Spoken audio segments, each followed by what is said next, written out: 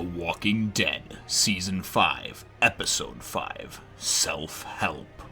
What? Eugene was full of shit? Oh no, not Eugene! Well, hello, my brothers and sisters, and maybe other disappointed members of the Nerd Nation.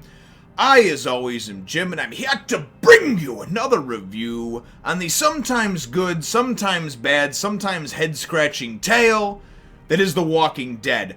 My reviews do contain spoilers, so I will spoil the shit out of the episode. If you have not seen it, please go ahead and watch it, and then feel free to come back and watch my review and my kind of take and thoughts on things.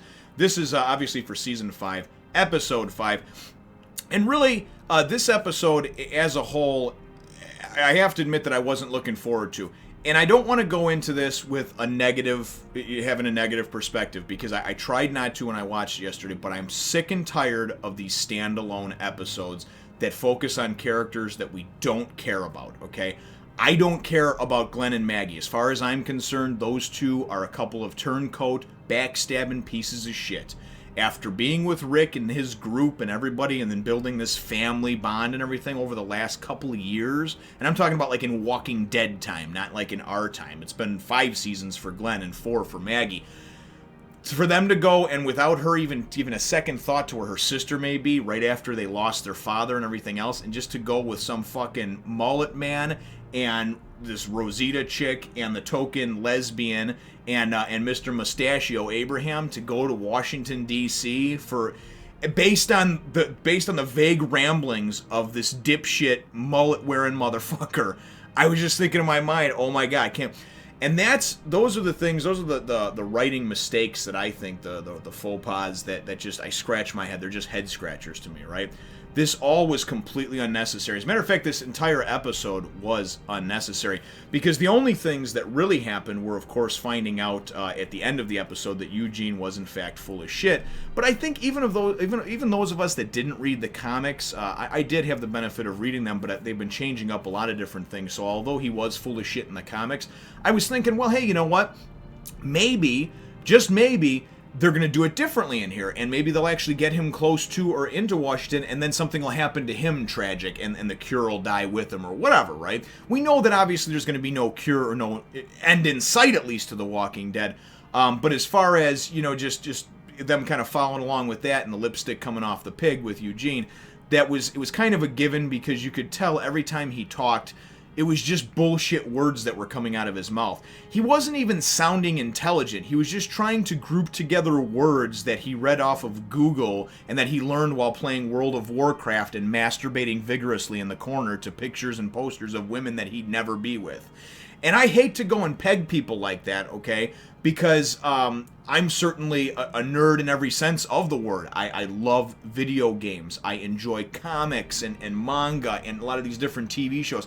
I love being able to read a good book and being able to just kind of like imagine and float away, so to speak, and just imagine myself in that world and get into that.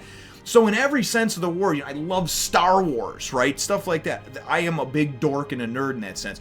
But this guy is just the next level dipshit.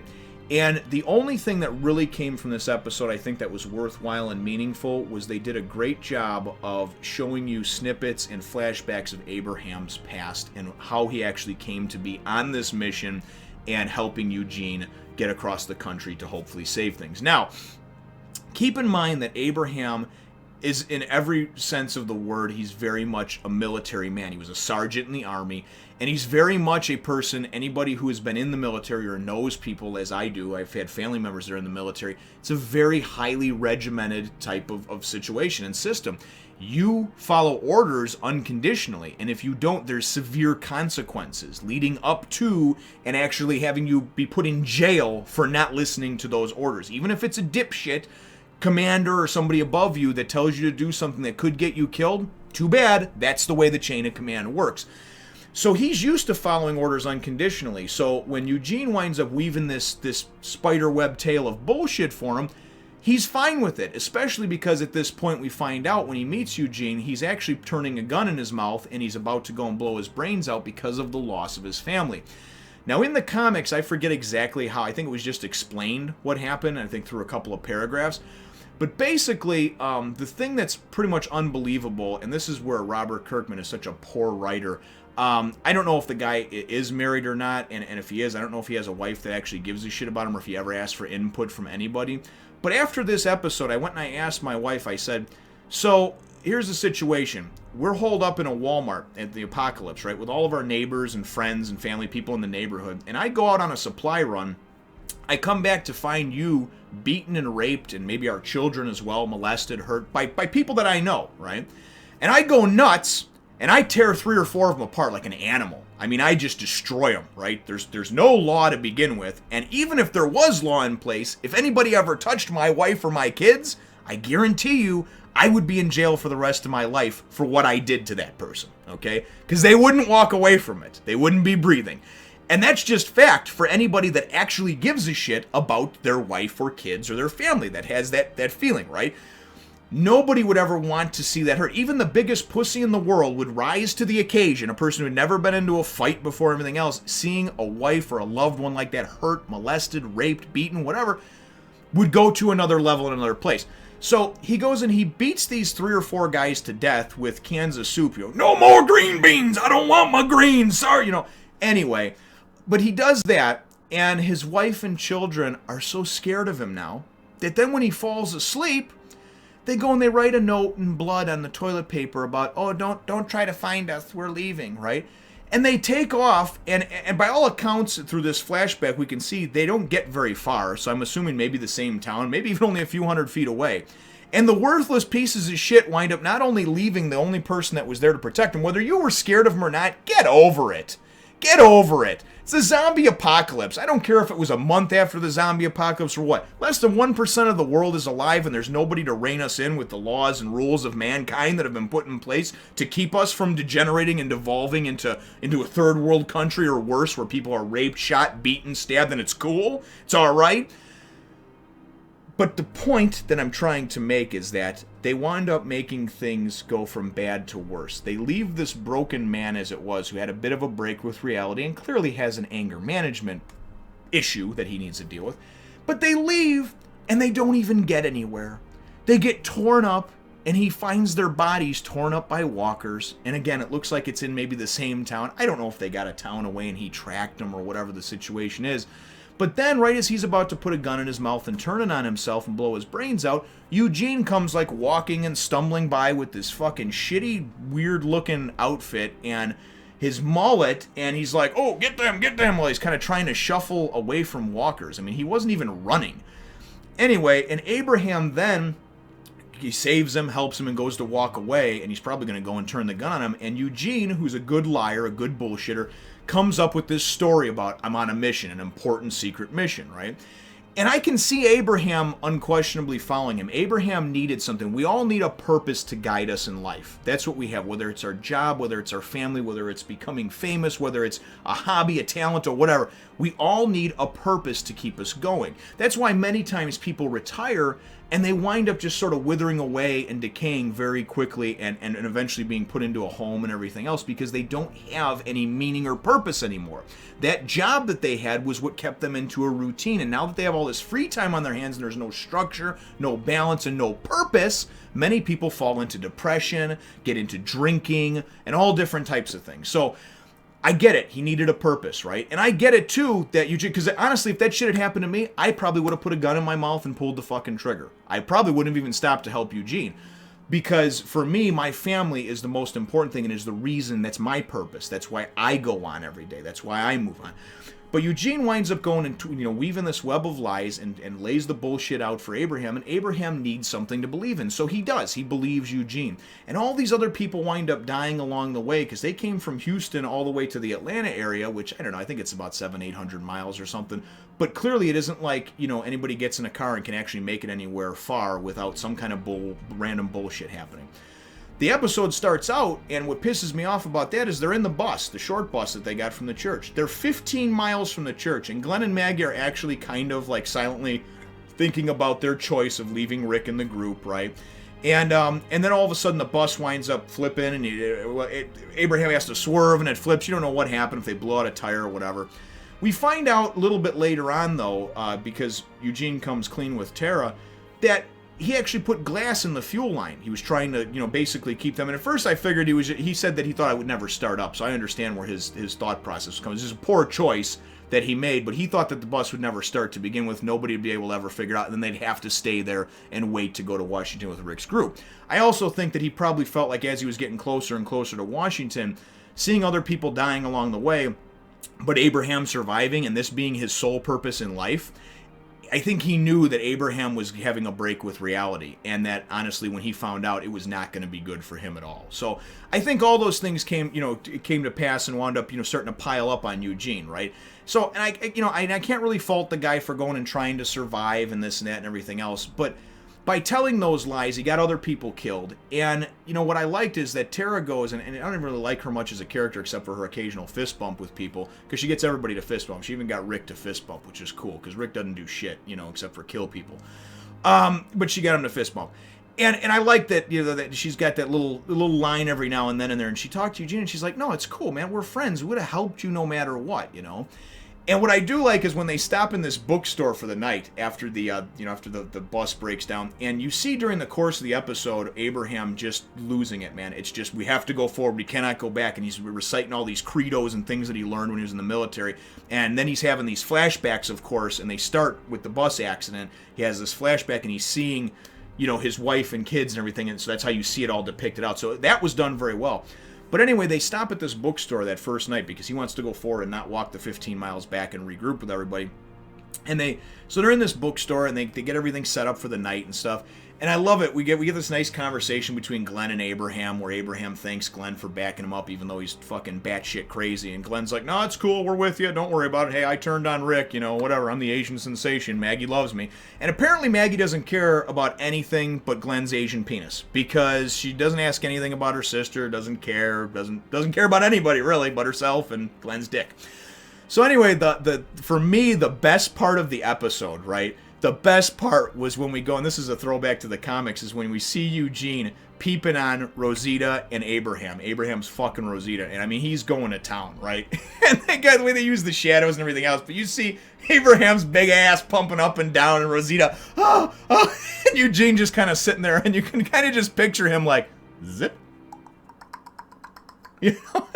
Anyway, Tara catches him peeping, but the funny thing is he goes into this whole, well, I don't see anything wrong with this, and he immediately tries to defend his position. I see that it's a victimless crime, and, just because I wanted to peep in on Abraham and his big white ass pumping his big manly sergeant-like penis into Rosita's spicy little taco, afterwards I was going to go over and masturbate vigorously until some white viscous substance came out of the one-eyed monster.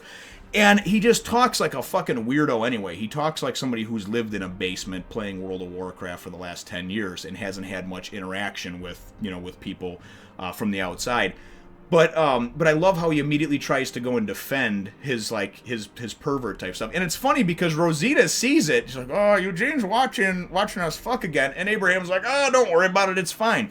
So this is like their own little homemade porno, you know what I mean? Anybody who's ever been, with somebody and you wanted to go and have that fantasy of a threesome or somebody watching like you were on tape or whatever, right? That's what they got going right now, And it's neat to see in the apocalypse that even though Abraham had nothing to live for and he lost his wife and kids and everything else, he still got time to go and get himself some pussy. So, hey, whatever. Again, I'm not going to begrudge that to Abraham. Okay, Bob wanted to hook up with Sasha. Whoever wants to fuck who, that's fine. End of the world, I get it, okay? The online dating scene is not very big right now during the apocalypse.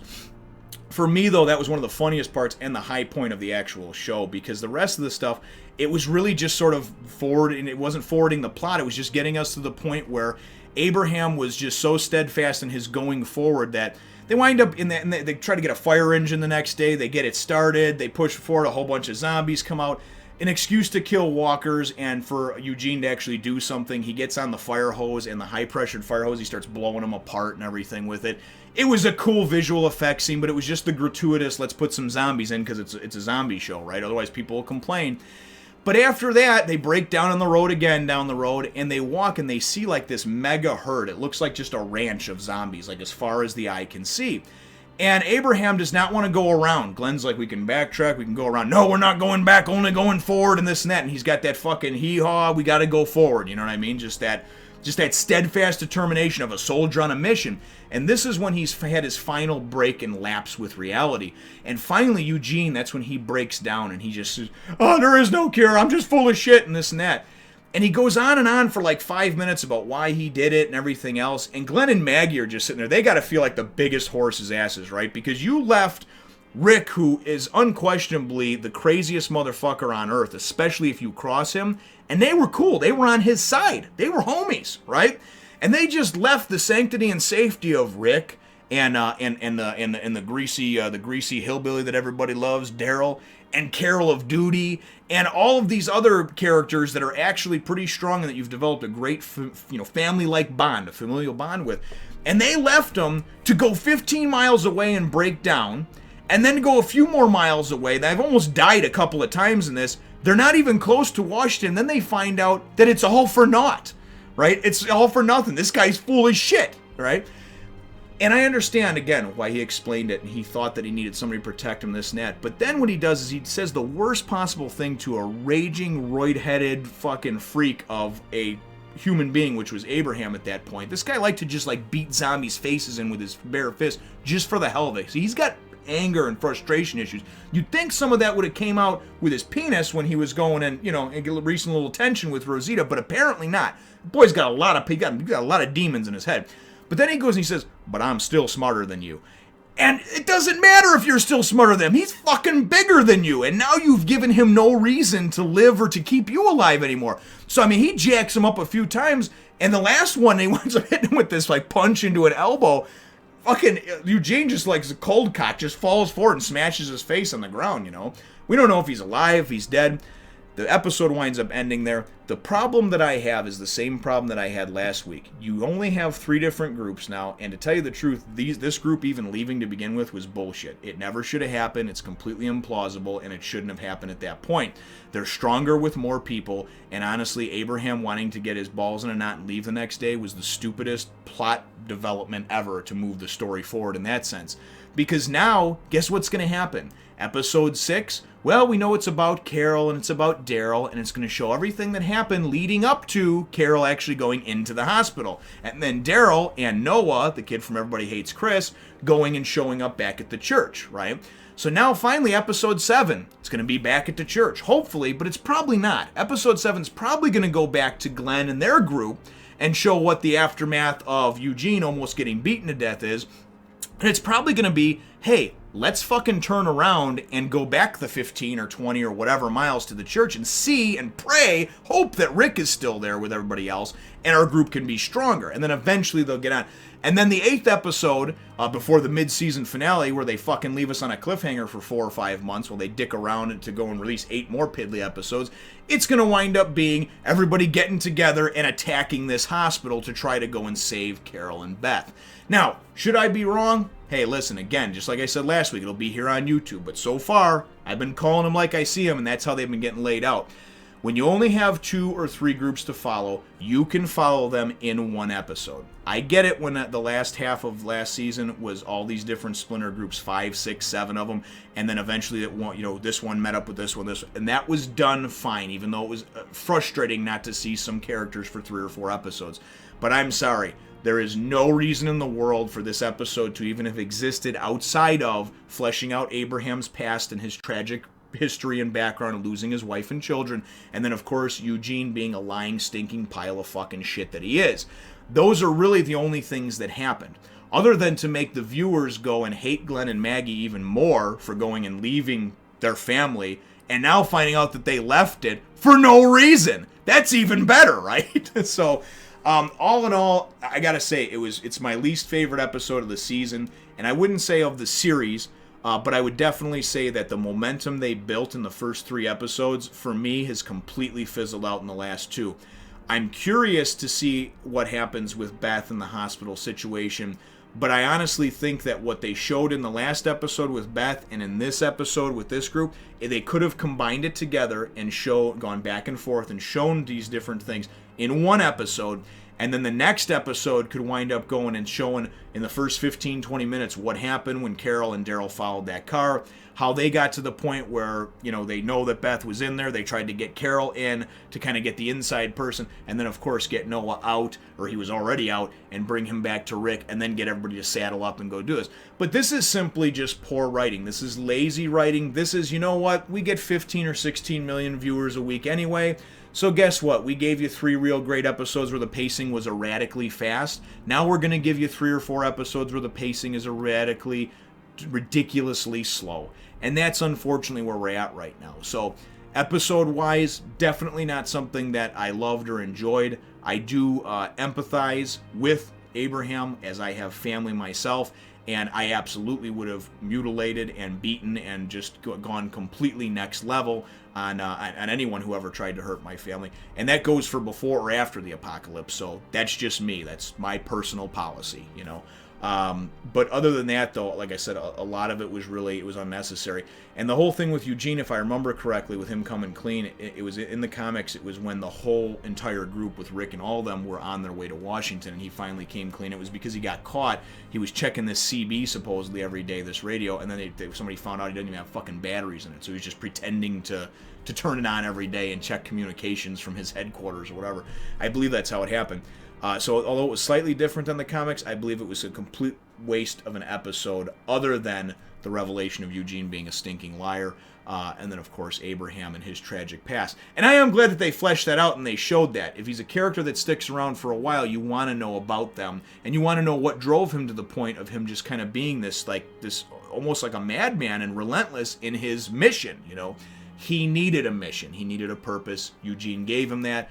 Now that purpose is gone, and Eugene's face paid for it. So, anyway, let me know what you think about this episode, because my actual episode question is, other than the tragic past of course, Abraham and Eugene coming clean with being full of shit, do you feel like there was any other substance in this episode? Anything else that I missed, or that I just didn't see, or I didn't look at? I like to hear your point of view and things from your perspective, because my way is not always the right way. It's just my way. I'd certainly like to hear that in the comments down below. Feel free to hit the thumbs up, the like button if you should think that I deserve it, and subscribe if you haven't done so already. We will look forward to catching all of you in the next one, Nation. Remember to follow me on Twitter and Facebook, and check out my other channels, and thanks for watching.